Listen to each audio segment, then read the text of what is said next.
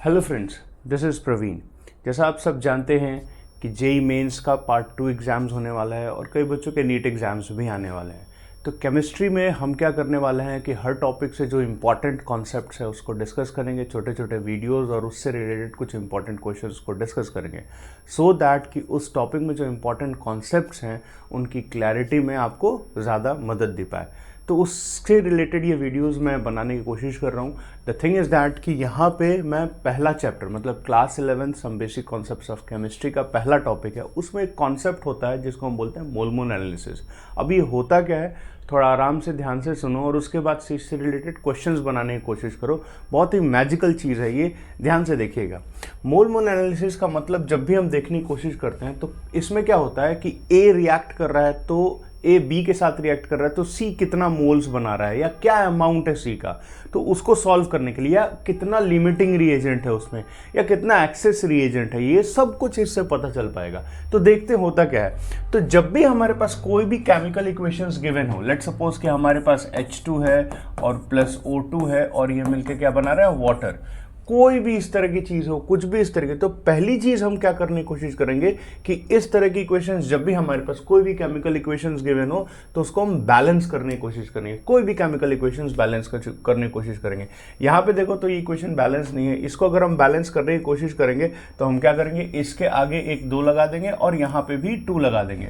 तो इस करके आप देखोगे तो ये इक्वेशन क्या हो जाएगा, बैलेंस हो गया। तो जब भी हम मोल एनालिसिस की बात करें तो जो पहला स्टेप होगा उसका कि हमें बैलेंस केमिकल इक्वेशन चाहिए होगा। बैलेंस केमिकल इक्वेशन तो मस्ट है जी, बैलेंस केमिकल इक्वेशन निकाला। उसके बाद से क्या करते हैं, अगर हमारे पास रिएक्टेंट रिएक्टेंट के साइड में, इस साइड में, रिएक्टेंट साइड में, ध्यान से देखिए, रिएक्टेंट साइड में हमें मोल्स कैलकुलेट करना है। किसका? मोल्स कैलकुलेट करना है गिवन डाटा से। अगर मोल्स गिवन है डायरेक्ट तो डायरेक्ट मोल्स निकालेंगे, अगर मोल्स गिवन नहीं है तो गिवन डाटा से मोल्स निकालेंगे। मोल्स निकालने के बाद से जो थर्ड स्टेप होगा कि हम इनका रेशियो लिखेंगे। थर्ड स्टेप, ये स्टेप बहुत इंपॉर्टेंट है। क्या होता है इनका रेशियो? तो मोल्स ऑफ, जैसे ये इक्वेशन है, इस इक्वेशन को लिखेंगे moles of H2 divided by stoichiometric coefficient equals to, ध्यान से देखना कैसे लिख रहे हैं, equals to moles of O2 divided by stoichiometric coefficient equals to moles of H2O divided by stoichiometric coefficient. Stoichiometric coefficient का मतलब क्या है, ये जो नंबर है ना, बैलेंस करने के लिए जो आगे की तरफ नंबर रहता है उसको हम स्टाइकियोमेट्रिक कोफिशिएंट कहते हैं। अगर इसके आगे कुछ नहीं लगा हुआ है तो वहां क्या लग जाएगा, 1। अब इस चीज को देखो, पहली चीज क्या करनी है, केमिकल इक्वेशंस लिखना है, बैलेंस केमिकल इक्वेशन लिखना है। दूसरा, उस रिएक्शन में रिएक्टेंट साइड में या प्रोडक्ट साइड में कोई भी इंफॉर्मेशन हो तो उससे मोल्स कैलकुलेट करनी है। अगर वो मोल्स में गिवन है तो कोई प्रॉब्लम नहीं है। थर्ड इंपॉर्टेंट पॉइंट, ये चीज बहुत इंपॉर्टेंट है। थर्ड इंपॉर्टेंट पॉइंट, ये चीज बहुत इंपॉर्टेंट है कि मोल्स ऑफ H2 ऊपर रहेगा और नीचे इसका स्टाइकियोमेट्रिक कोफिशिएंट। अब नेक्स्ट उसमें देखो कि लेट्स सपोज कि हमारे पास एक इक्वेशन है। कौन सा इक्वेशन है? ये इक्वेशन है कि A है, B है और ये रिएक्शन करके प्रोडक्ट बना रहे हैं A2B3। तो इस इक्वेशन को हम लिखेंगे तो इस इक्वेशन को पहली चीज क्या करेंगे, पहली चीज क्या है, बैलेंस केमिकल इक्वेशन। तो 2A प्लस इसके आगे 3B गिव्स A2B3। क्या किया? A2B3, बैलेंस केमिकल इक्वेशन हो गया। फिर से अब क्या करने की कोशिश करेंगे, अगर इंफॉर्मेशन मोल्स की है तो मोल्स कैलकुलेट करेंगे, नहीं तो किस तरीके से इसका स्टाइकियोमेट्री मोल एनालिसिस का इक्वेशन कैसे बनेगा, तो moles of A divided by इसका स्टाइकियोमेट्रिक कोफिशिएंट। स्टाइकियोमेट्रिक कोफिशिएंट कितना है जी, ये 2, which is equals to moles of B, stoichiometric coefficient कितना है, 3, विच is equals to moles of A2B3, stoichiometric coefficient कितना है इसका, 1। तो होप सो कि आपको ये फॉर्मूला लिखना आ गया और इससे आप किस तरीके से डील करेंगे, क्या क्या स्टेप फॉलो करेंगे, ये आपको आ गया। अगर नहीं आया तो एक बार इसको जरूर रिपीट करो। अब इस कॉन्सेप्ट को हम क्वेश्चंस में लगाते हैं। ध्यान से देखना क्या है क्वेश्चन। क्वेश्चन है फिर से, how many moles of ammonia formed by reacting 3 moles of N2 and 9 moles of H2। Question क्या पूछ रहा है कि कितना अमोनिया बनेगा जब हम उससे 3 मोल N2 और 9 मोल H2 रिएक्ट करेंगे, कितना अमोनिया बनेगा। इसमें एक और क्वेश्चन ऐड कर सकते हैं कि इसमें कोई लिमिटिंग रिएजेंट है कि नहीं। एनी लिमिटिंग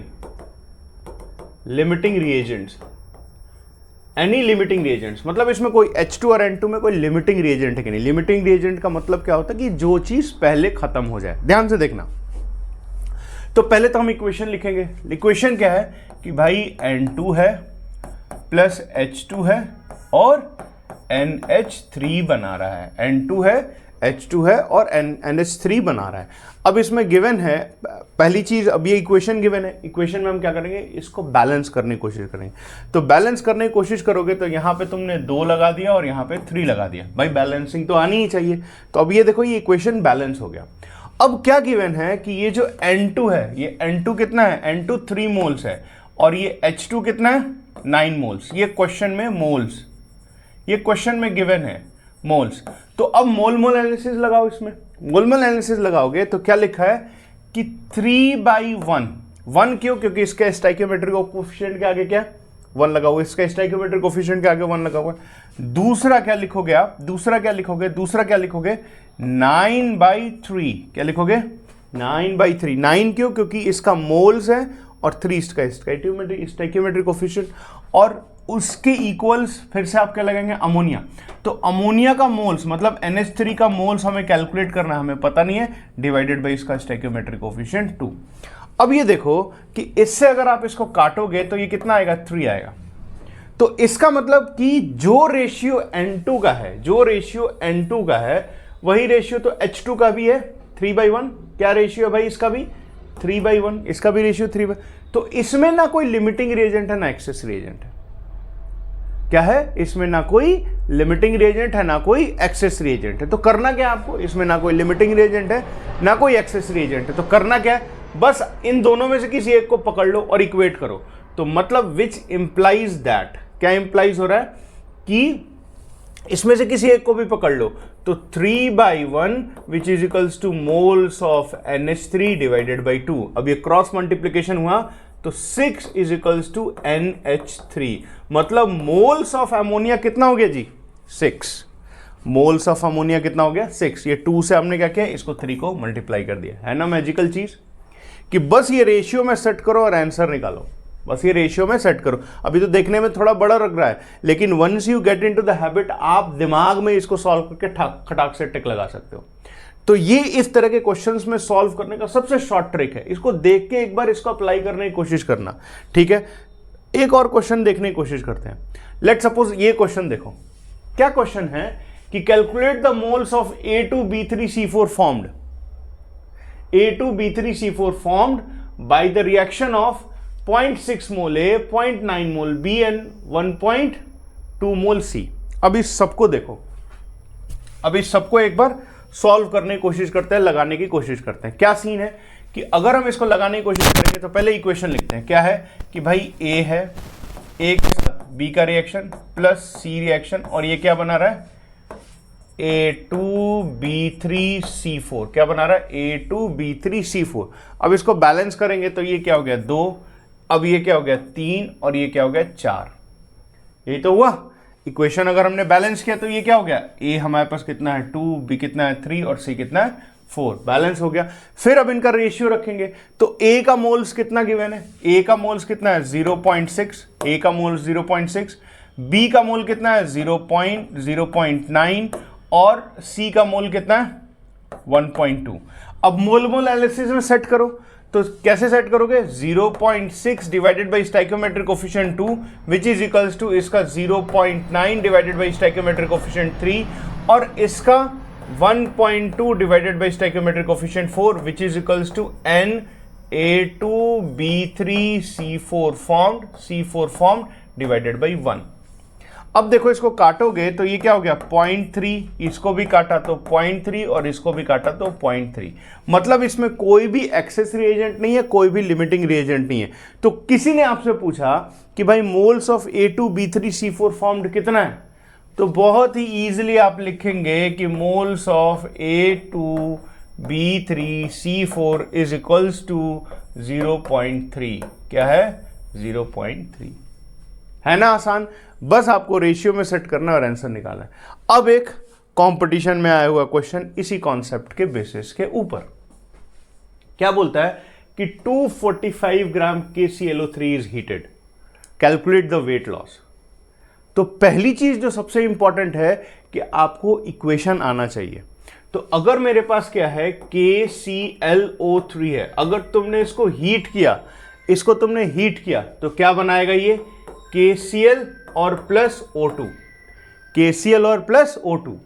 अब ध्यान से देखो कि जो भी वेट लॉस होगा, जो भी वेट लॉस होगा वो किसके वजह से होगा, इस गैसेस के। इतना तो भाई सिविक सेंस है कि भाई अगर किसी चीज को गर्म कर रहे हो उसका वेट लॉस है, तो वेट लॉस होने का मतलब क्या है कि उसमें से जो गैस बन रही है, एक्सकेप कर रही है, वही वेट लॉस का रीजन है। अब देखो ध्यान से कि KClO3 और हमारे पास बना रहा क्या, KCl सॉलिड फॉर्म होता है तो प्रेसिपिटेट कर जाएगा, और ये गैसियस फॉर्म होता है तो एक्सकेप कर जाएगा। मतलब कि 245 ग्राम को अगर हीट करोगे तो जितना ऑक्सीजन उसके में से इवोपरेट होगा वही क्या होगा, वही उसका वेट लॉस होगा। तो अब हमारे पास गिवन मास कितना है KClO3 का, KClO3 का गिवन मास कितना है 245 ग्राम। तो पहले हम निकालेंगे moles of KClO3, moles of KClO3 निकालोगे तो ये हो जाएगा 245 डिवाइडेड बाय मोलर मास। तो मोलर मास अगर KClO3 का निकालोगे तो ये होता है 122.5। आप सब कैलकुलेट कर लेना, ये कितना होगा 122.5 KClO3 का मोलर मास निकालोगे। अब इसको सॉल्व करोगे तो इसकी वैल्यू कितनी आ रही है, 2 मोल्स। कितनी आ रही है जी, 2 मोल्स। अब इसको रेशियो में सेट कर लो। अच्छा, इक्वेशन बैलेंस है कि नहीं है, इक्वेशन बैलेंस है कि नहीं है, तो आप बोलोगे कि नो सर इक्वेशन तो बैलेंस नहीं है यहां पे। तो इक्वेशन बैलेंस नहीं है तो भाई इसको 3 से मल्टीप्लाई कर दो, इसको 2 से मल्टीप्लाई कर दो, और इसको भी 2 से मल्टीप्लाई कर दो। अभी इक्वेशन बैलेंस हो गया कि नहीं हो गया। आप देखो यहाँ पे भी K कितना है 2, Cl कितना है 2, और ऑक्सीजन कितना है 6, और यहाँ पे भी ऑक्सीजन कितना है 6। तो बैलेंस हो गया इक्वेशन।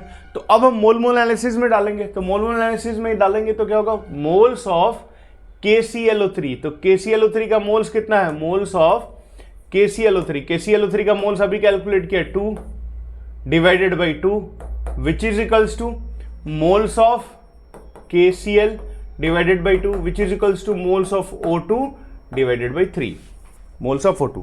और हमें निकालना क्या है, मोल्स ऑफ O2, क्योंकि वेट लॉस इसी की वजह से हो रहा है। तो हम इस इक्वेशंस को ऐसा नहीं लिख सकते कि 2/2 विच is equals to moles of O2 divided by 3। अब ये काट देंगे, ये कट जाएगा, तो मोल्स ऑफ O2 कितना आ जाएगी, 3। मोल्स ऑफ O2 कितना आ गया, 3। अब हमें पूछा कि कितना वेट लॉस हो रहा है। तो जब इसका मोल्स निकल गया तो हम मास नहीं निकाल सकते, बिल्कुल निकाल सकते हैं, क्योंकि फॉर्मूला मोल्स का क्या होता है, मोल्स का फॉर्मूला होता है given mass by molar mass. Moles का फॉर्मूला क्या होता है, given mass by molar mass. तो हमारे पास मोल्स कितना है, इसका मोल्स हो गया 3, W हमें कैलकुलेट करना है, और O2 का मास कितना होता है, O2 का मास कितना होता है 32, O2 का मास कितना होता है 32। तो W कितना हो जाएगा, मतलब गिवन मास कितना हो जाएगा 32 इंटू 3। तो 32 इंटू 3 करेंगे तो ये वैल्यू कितनी हो जाएगी 96 ग्राम। 96 ग्राम मतलब टोटल वेट लॉस कितना हुआ 96 ग्राम। किसी और तरीके से करते रह जाओगे, कैलकुलेशंस में बहुत ही प्रॉब्लम होगी। फिर से देखो मैंने क्या किया, KClO3 गिवन है, इसका मोल्स निकाला। मोल्स निकालने के बाद से जैसे ही मैंने इसका मोल्स निकाला उसके बाद से इस इक्वेशन को लिखा। वेट लॉस इस ऑक्सीजन की वजह से हो रहा होगा। जैसे ही ये वेट लॉस हुआ तो आपने क्या मेंशन किया कि पहले मोल मोल एनालिसिस में इसको फ्रेम किया। जैसे ही फ्रेम किया फिर आपने क्या निकाला, ऑक्सीजन का मोल्स। ऑक्सीजन का मोल्स निकल गया तो टोटल गिवन मास ऑक्सीजन का कितना आ जाएगा 96 अकॉर्डिंग टू द फॉर्मूला। तो टोटल वेट लॉस KClO3 का कितना होएगा जी 96, मतलब 245 ग्राम में से 96 ग्राम एक्सकेप कर गया और बाकी बच गया, है ना।